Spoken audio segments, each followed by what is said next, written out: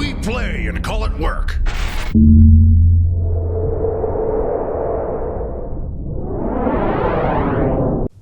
Hey folks, Janene from MiniWarGaming here with a how-to video for ya.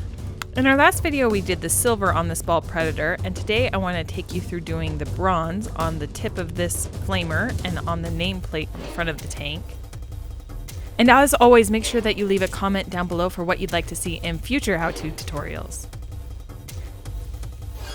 We're going to start by putting down a layer of warp block bronze. Now I'm going to be using tin bits because I have this miraculous tin bits that just will not dry out. I don't know why.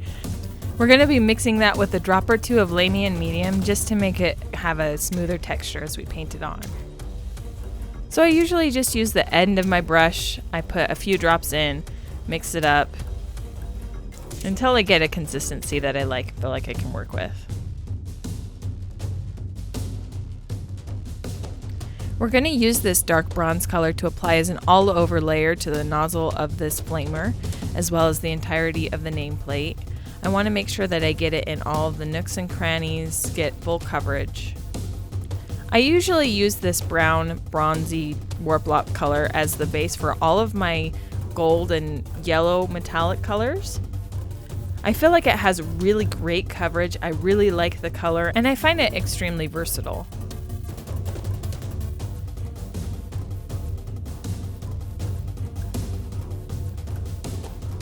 When I'm doing this nameplate up front, I want to make sure that not only do I get the front of all these letters, but I want to get the sides of them as well. I'm going to take a little bit more time to do this layer because I don't want to get any metal on the black that we've already finished. So this is one of the times that I want to sacrifice speed for really good, clean, careful painting.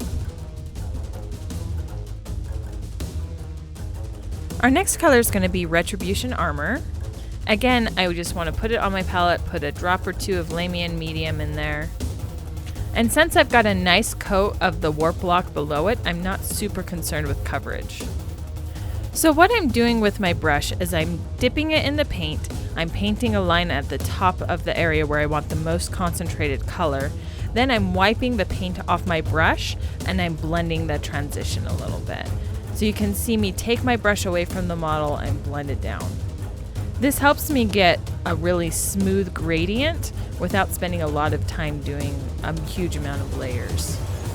And even if you are doing an extensive layering process, it's still a useful technique to just put the paint down, really quickly wipe off and clean your brush, and then blend the transition. With this nameplate, I want to make sure that I get almost the entire front of the characters, but I'm leaving a little bit of that warp block down below, just because I want to create kind of a zenithal shading. Our next color is going to be Runefang Steel.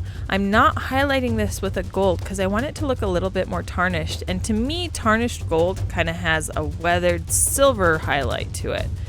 So again, I'm going to put the Runefang Steel on the top, then I'm going to wipe off my brush really quickly and blend the transition to get a really smooth highlight. I'm not going to be too heavy-handed with this highlight. With the rest of the metallics on the tank, I wanted them to look really weathered, and so if I make this too bright and too shiny, it's not going to match what I did already. Now with these letters on the nameplate, again, I'm just going to concentrate the color toward the top. I'm not going to put a large level of highlight. I just want to create a little bit of kind of a tarnished area where the metal's catching the light.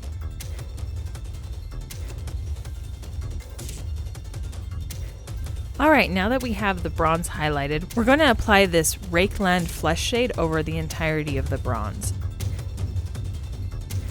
I picked this particular shade because I really love the color of it. I really like the orange tones that it's going to add, especially over the areas that we highlighted with the silver. You could use something a little bit darker if you wanted, like Agrax Earthshade or even Nuln Oil, but since I started with such a heavy coating of the bronze, the warp block bronze, I'm not really worried about it being too dark. I just kind of want to create a more brown tone to seem like it's a little bit more weathered. With this flamer turret, I want to make sure that I get it into all of the nooks and crannies, so you can see I'm dabbing my brush. I'm not necessarily painting it across because that will help the paint seep into those recesses. Next, I'm going to use Abaddon Black. I'm going to use this color to paint the hoses on the flamer nozzle. I could also use it to paint any areas where I messed up on the nameplate, but it doesn't appear that I need to do that this time. So I'm going to put a little bit on my palette. I'm going to mix it with some Lamian Medium so it's nice and workable. I'm really going to saturate my brush, and I'm going to make sure that I get a good coating on these hoses. I'm also going to go through and I'm going to make sure that all of these vents are painted black because they're recesses, and in my mind they would not be silver. Here you can see the tank now that the metal step is entirely done. You can see the weathered look of the bronze. And it creates a nice contrast to the silver without drawing too much attention to itself. If you'd like to see more how-to videos, I have another one where I show you how to paint the Flesh Tearers symbol on the top of this tank in the MiniWarGaming vault, and the link down below in the description. If you don't have a vault membership, go ahead and click the link. You can get a 7-day free trial and see my tutorial as well as hundreds of others. So go ahead and click the link, and happy wargaming.